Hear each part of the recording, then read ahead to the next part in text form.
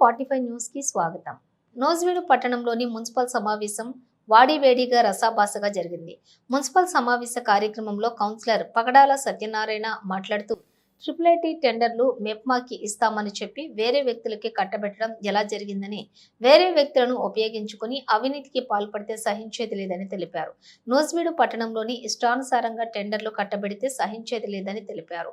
ఈ కార్యక్రమంలోని municipal commissioner, కౌన్సిలర్లు, cooption మెంబర్లు, మురళి, చైర్పర్సన్ త్రివేణి, దుర్గా, అధికారులు పాల్గొన్నారు.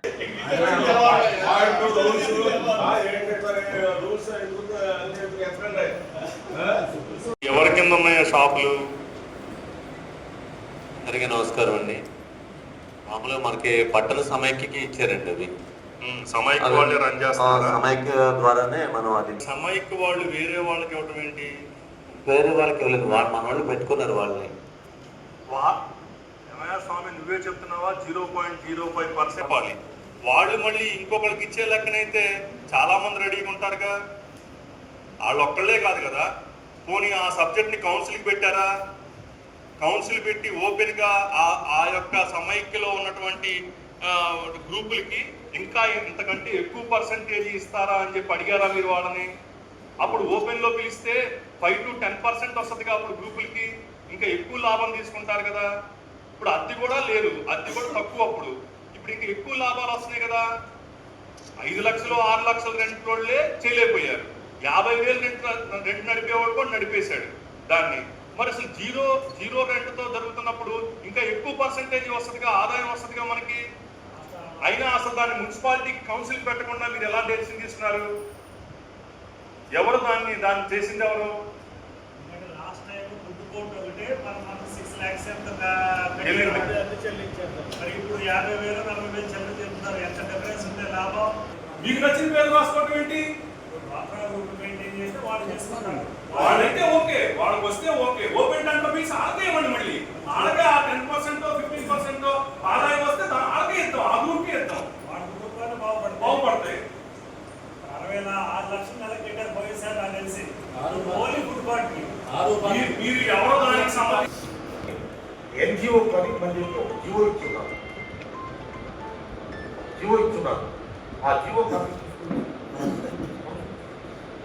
ఆ జీవో ద్వారా వాళ్ళే చేసుకుని వాళ్ళు కానీ నాన్ గవర్నమెంట్ ఆఫీస్ ఎన్జిఓ ద్వారా చేసుకోమని ఒక జీవో ఇచ్చారు.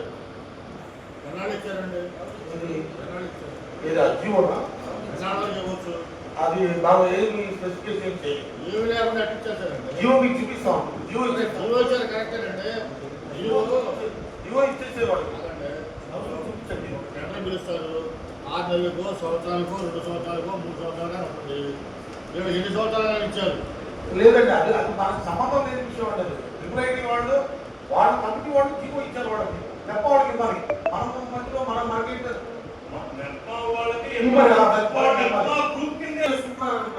అమ్మా ఎవరో వాళ్ళు నువ్వు ఇప్పటికే మా ముందు గ్రూపులు పెట్టాల్సింది. ఇప్పుడు వరకు పెట్టలేదు. ఏ గ్రూప్ ఇచ్చారో వాళ్ళు ఇంకోళ్ళకి ఇవ్వండి. జీవో మాకు అవసరం. ఆ గ్రూప్ పనిచేస్తుందా? ఆ గ్రూప్ వాళ్ళే డబ్బులు తీసుకుంటున్నారా? ఆ లాభం ఆ గ్రూప్కే చెందుతుందా అనేది మాకు కావాలి. వాళ్ళు ఇంకో వాళ్ళకి ఇచ్చారని చెప్పడం తప్పు. అది ట్రిపుల్ ఐటీ చేసిన తప్పే, కమిషన్ చేసిన తప్పే. ఒకసారి ట్రిపుల్ ఐటీ జీవో ఎందుకు ఇచ్చింది? అవుట్సోర్స్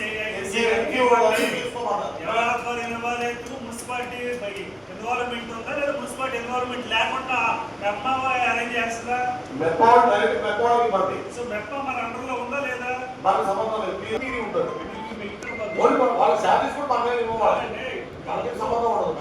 ఓకే సార్, నూజివీడు పట్టణంలో ఉన్నటువంటి గ్రూపులకే కాంట్రాక్ట్ ఎందుకు ఇచ్చారు? వాళ్ళు ఇవ్వకూడదు. ఇది కౌన్సిల్ అబ్జెక్షన్ చెప్పింది అని చెప్పి మీరు రేపు పొద్దున నోటీస్ ఇవ్వండి. అప్పుడు చూద్దాం ఏంటో దాని సంగతి. జీవోలో మెప్మా గ్రూప్స్ ఉంటది, అనిపిస్తారు దాని వచ్చే లాభాన్ని. కానీ వాళ్ళు కాకుండా థర్డ్